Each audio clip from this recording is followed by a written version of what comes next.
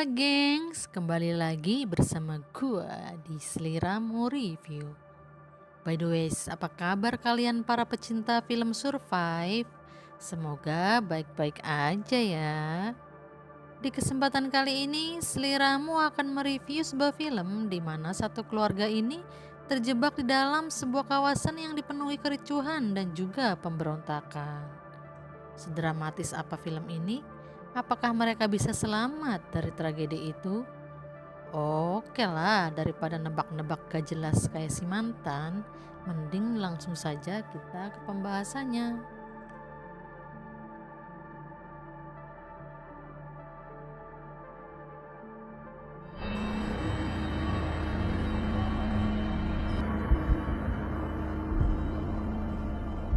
Berlatar di sebuah istana kerajaan, terlihat seorang pelayan menghampiri seorang ajudan yang lagi mengawal sang Perdana Menteri yang sedang menerima tamu asing.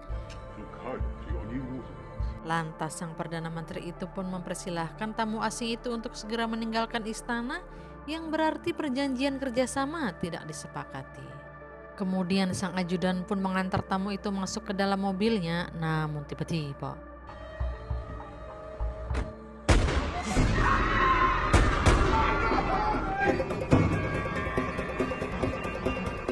suasana istana menjadi kacau dan beberapa orang moket, begitupun dengan sang Perdana Menteri. Melihat segerombolan orang telah mengobrak-abrik istana mereka, lantas sang ajudan pun memutuskan untuk mengakhirinya. Apa yang telah terjadi sebenarnya? Kalem, karena film baru dimulai. Scene berganti 17 jam sebelum kejadian itu, terlihat seorang pria bule dari Inggris yang bernama Jack sedang menaiki pesawat bersama kedua anak dan juga istrinya.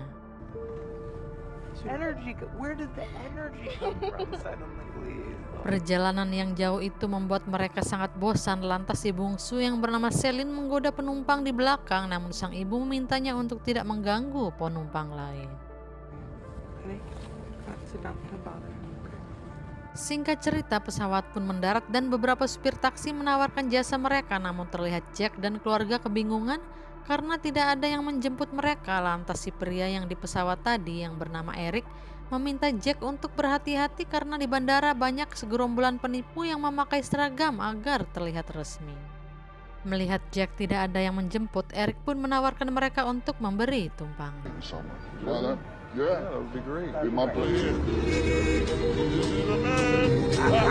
Lalu datanglah supir yang membawa mobil dan terlihat Eric yang begitu akrab dengan supir tersebut dan mempersilahkan Jack dan juga keluarga memasuki mobil itu.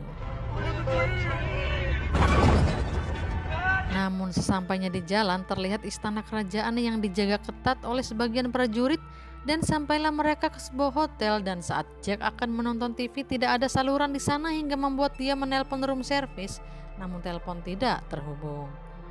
Jack pun memutuskan untuk turun ke bawah dan menanyakan kepada resepsionis dan mereka bersedia untuk memperbaikinya.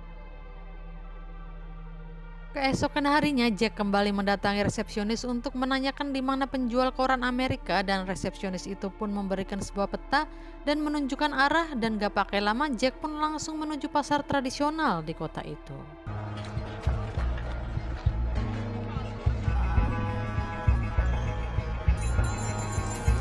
Setelah itu dia pun menghampiri sebuah toko dan menanyakan surat kabar dari Amerika. Lantas Pak Tua itu pun memberikannya koran yang sudah beredar 3 hari yang lalu. Namun saat Jack akan kembali ke hotel, tiba-tiba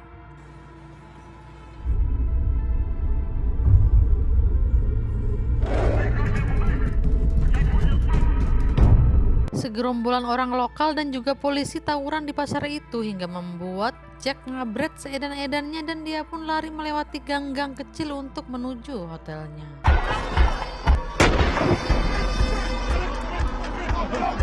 Namun sesampainya di hotel, segerombolan orang-orang itu sudah memenuhi hotel dan terlihat pria bule yang disekap oleh kawanan mereka. Lantas Jack pun naik ke hotel melalui jalan pintas dan berlari menuju kamarnya.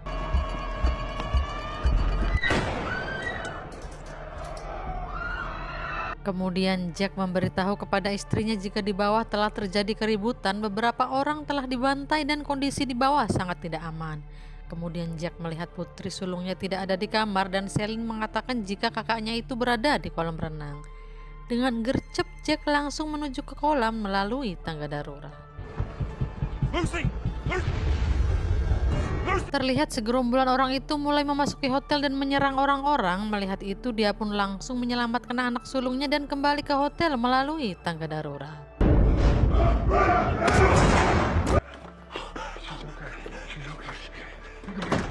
Syukurlah mereka bisa selamat dan mereka memutuskan untuk meninggalkan hotel itu dengan menaiki atap hotel untuk mencari pertolongan.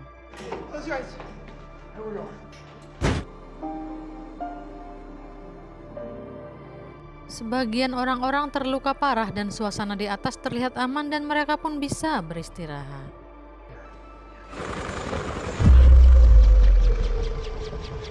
Namun tiba-tiba sebuah helikopter mendatangi mereka dan ternyata itu adalah salah satu dari penyerang itu. Mereka semua pun ngacir seedan-edannya, begitupun dengan Jack yang bersembunyi di sela-sela gedung itu.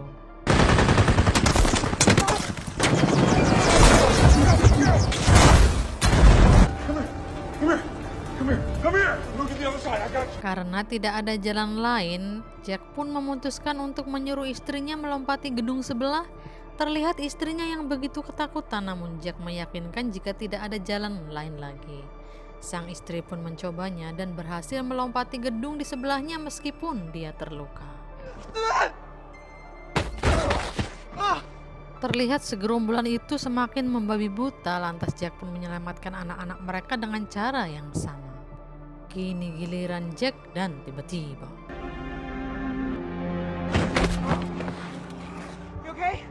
syukurlah mereka semua berhasil selamat. Kemudian Jack melihat keadaan di bawah dan ternyata mereka membawa sebuah tank. Melihat itu, Jack kembali membawa keluarganya untuk bersembunyi dan tiba-tiba benar saja, tank itu menghancurkan gedung mereka. Namun lagi-lagi Jack dan keluarga kembali selamat dan bersembunyi di bawah puing-puing.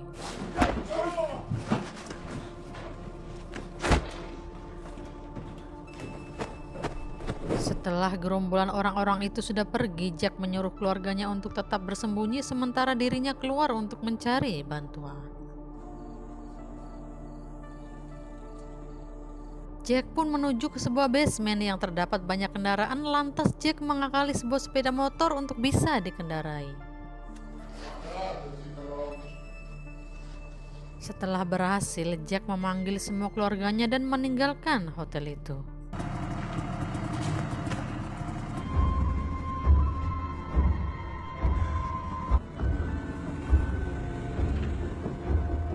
Sesampainya di tengah jalan, tiba-tiba mereka kembali melihat segerombolan orang-orang itu membuat onar. Lantas mereka pun mencoba untuk tetap tenang melewati segerombolan orang-orang itu.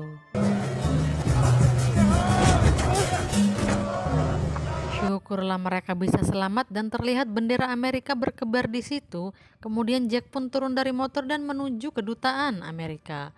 Namun lagi-lagi tempat itu sudah dikuasai oleh para gerombolan hingga membuat Jack harus kembali berlari dan menyelamatkan keluarganya.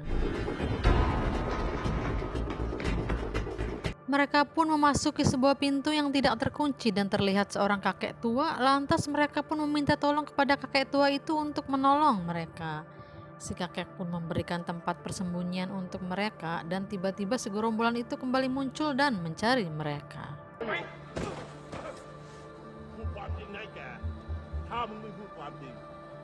Setelah itu Jack melihat sebuah senapan, lantas dia pun mengambil senapan itu dan menyerang orang-orang itu.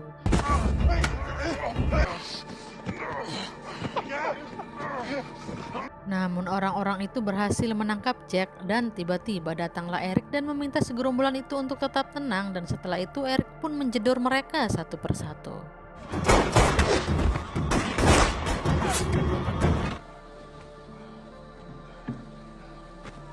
Setelah kondisi aman, Eric pun meminta mereka untuk mengikutinya dan membawanya ke tempat yang lebih aman.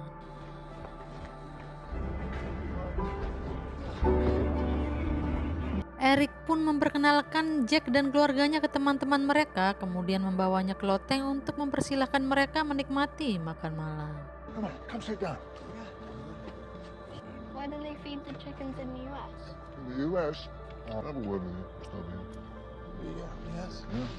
Setelah itu Eric memberitahu jika di seberang sana ada sebuah sungai dan itu adalah perbatasan Vietnam beberapa mil dari sungai itu. Eric pun meminta mereka untuk mengarungi sungai itu, setelah itu mereka pun bisa keluar dari bencana ini. Kemudian Jack mau mengajak Eric untuk ikut bersama mereka, namun Jack menolaknya karena dia adalah salah satu orang yang menyebabkan hiruk pikuk itu. Dia pun menjelaskan kenapa kericuhan itu terjadi, karena negaranya ditolak bekerja sama dengan negara ini hingga mereka pun menyerang warga lokal. Eric pun meminta Jack untuk membawa pergi keluarganya jauh dari sini dan menyuruhnya beristirahat. Setelah itu mereka bisa pergi 4 jam lagi setelah suasana sudah sepi. Lantas mereka pun beristirahat dan terlihat istri Jack yang sangat ketakutan dan khawatir jika mereka akan meninggoy di situ. Namun Jack menguatkan istrinya jika tidak akan ada yang meninggoy di sini. Suasana terlihat mulai sepi, namun terlihat beberapa orang mencari keributan. Lantas Eric pun melawan mereka dan menyuruh Eric dan keluarganya turun dari situ.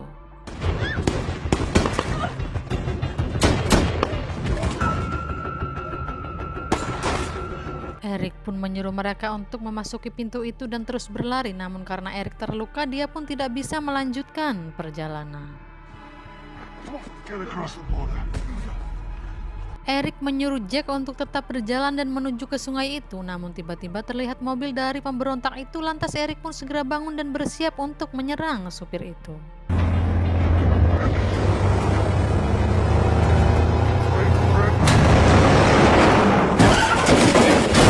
Di sisi lain, di mana Jack terus berlari menuju ke sebuah sungai.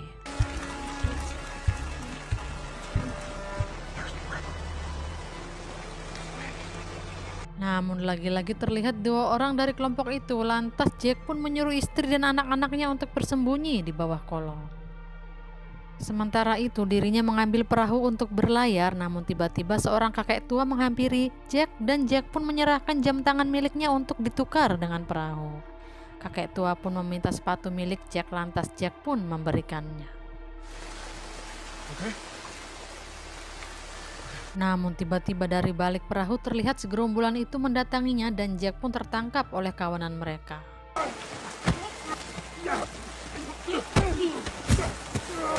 Melihat ayahnya diserang, Lucy pun keluar dari persembunyian untuk menolong ayahnya, namun segerombolan orang itu justru menangkap Lucy. Lucy pun diminta untuk menjedor sang ayah, namun tiba-tiba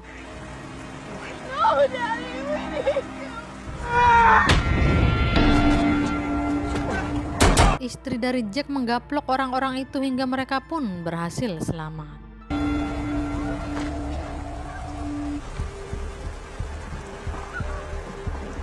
Finally, mereka menaiki perahu itu dan mendayung meninggalkan kota itu dan melewati perbatasan. Terlihat sorot lampu yang menerangi mereka. Itu pertanda jika polisi di perbatasan mengetahui aksi mereka dan para polisi pun meminta mereka untuk menyerahkan diri. We're seeking asylum. We're just a vehicle. Don't shoot. Don't shoot. Now in Vietnam, lower your weapon. Lantas Jack menjelaskan kepada polisi itu jika mereka adalah warga Amerika yang telah selamat dari kericuhan yang berada di negara tetangga. Mendengar itu polisi pun mengamankan mereka dan membawa mereka ke kantor imigrasi.